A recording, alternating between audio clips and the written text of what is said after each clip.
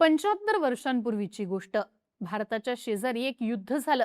नागरिक आणि सैनिक मिळून तब्बल 49,44,000 लोक मारली गेली.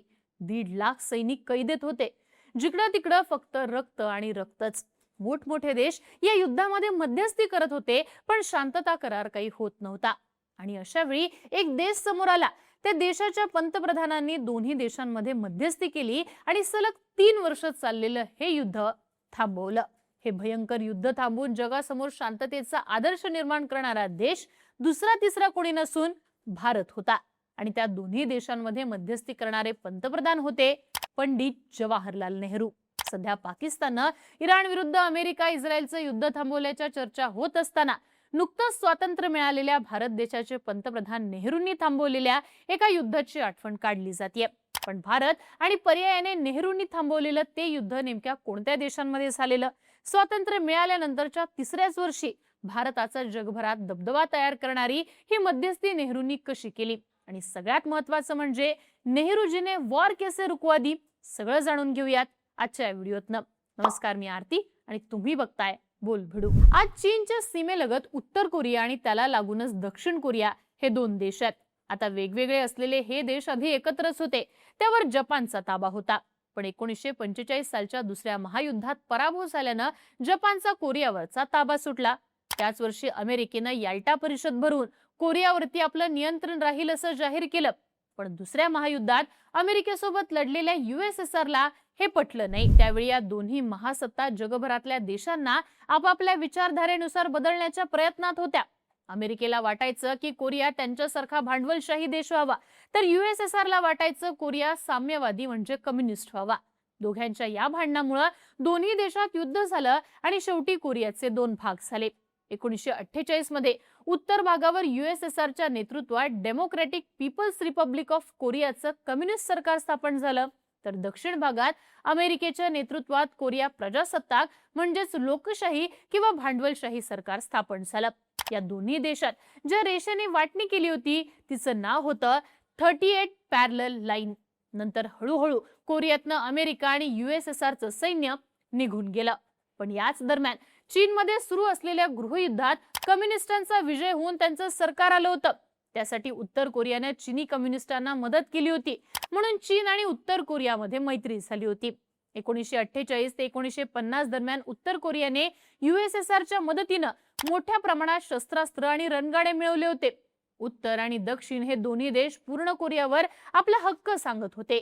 पण ताबा घेण्यासाठी सुरुवात USSRचा मित्र असलेल्या उत्तर कोरियाने केली होती. त्याने 1 लाख सैनिक आणि 150 रणगाडे घेऊन 25 जून 1950 साली 38 पॅरलल लाईन ओलांडून दक्षिण कोरियावर हल्ला केला. इथंच ऐतिहासिक कोरियन युद्धाची सुरुवात झाली. अगदी कमी शस्त्रास्त्र असलेल्या दक्षिण कोरियाची चांगलीच तारांबळ उडाली. एक एक करत त्यांची मोठी शहरं उत्तर कोरियाच्या ताब्यात जायला लागली. त्यावेळी दक्षिण कोरियानं UN ला मदत मागितली. युनायटेड नेशन्सने उत्तर कोरियाला माघारी जायला सांगितलं, पण त्यांनी आदेश स्वीकारला.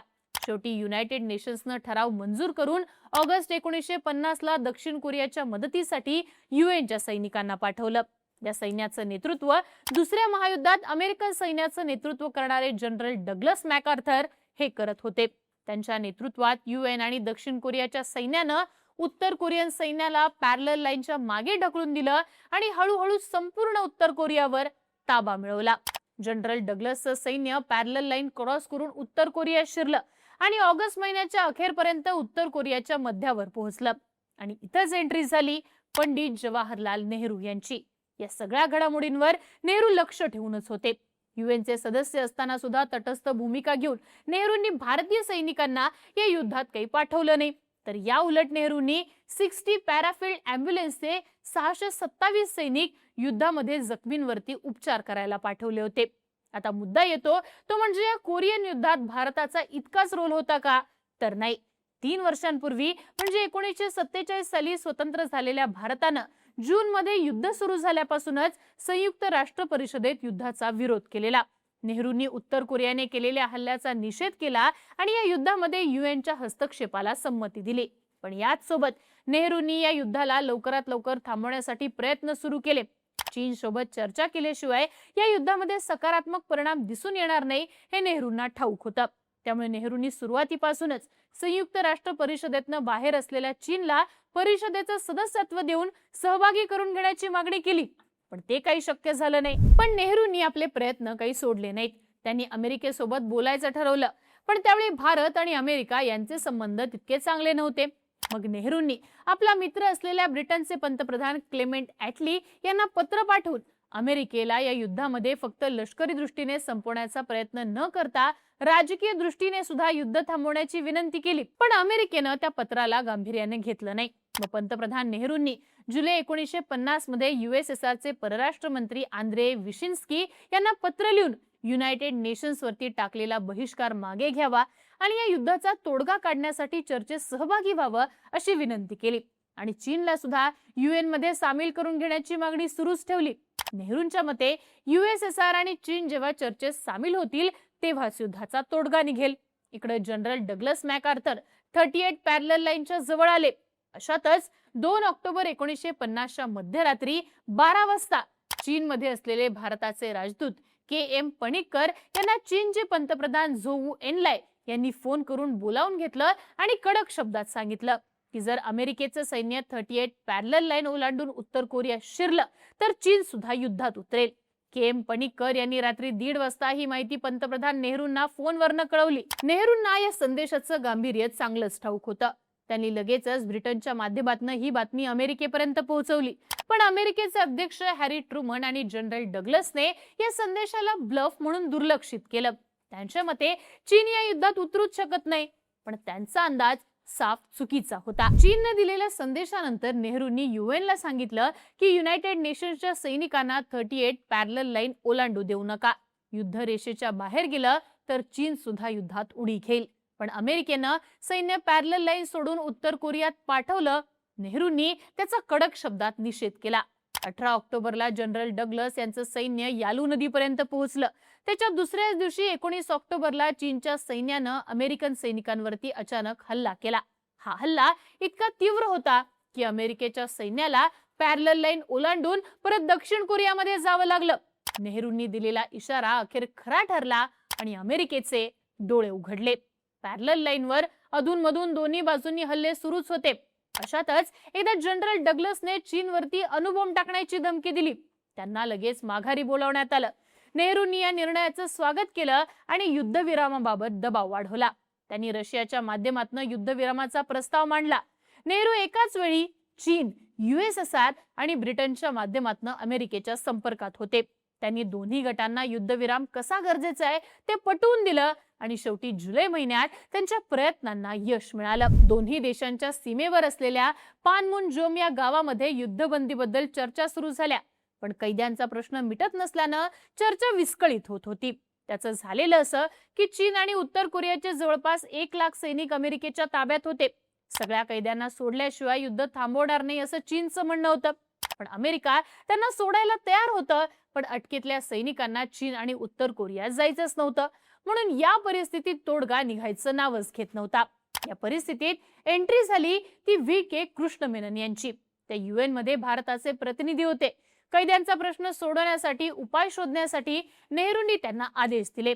कृष्ण मेनन यांनी नोव्हेंबर 1952 मध्ये UNच्या जनरल असेंब्लीमध्ये एक अभूतपूर्व असा प्रस्ताव मांडला. या प्रस्तावात मेनन यांनी न्यूट्रल नेशन्स रिपॅट्रिएशन कमिशनच्या नावाची तटस्थ देशांची एक समिती स्थापन करण्याची मागणी केली. डिसेंबर 1952 मध्ये 54 विरुद्ध 5 मतांनी हा प्रस्ताव मंजूरही झाला. पोलंड, स्वित्झर्लंड, स्वीडन, चेकोस्लोवाकिया या देशांची समिती स्थापन झाली आणि या समितीचं अध्यक्षपद भारताकडे आलं. या समितीच्या माध्यमातून कैद्यांच्या सुटकेचे निर्णय घेण्यात आले. एप्रिल 1953 मध्ये ऑपरेशन लिटल स्विचच्या माध्यमातून दोन्ही बाजूंच्या जखमी कैद्यांची देवाणघेवाण सुरू झाली. जून 1953 मध्ये भारताचे लेफ्टनंट जनरल KS थिमय्या त्यांनी न्यूट्रल नेशन्स रिपॅट्रिएशन कमिशनचं अध्यक्षपद स्वीकारलं आणि त्यांच्याच नेतृत्वात भारताचे एकूण 6000 सैनिक कस्टोडियन फोर्स ऑफ इंडिया या नावानं कोरियामध्ये दाखल झाले. त्यांनी हिंदनगर नावाचा कॅम्प उभारला ज्यात सगळ्या युद्ध कैद्यांना ठेवण्यात आलं. या 1.5 लाख सैनिकांना सांभाळणं अत्यंत कठीण होतं. त्यातले अनेक सैनिक भारतीय सैनिकांना त्रास द्यायचे.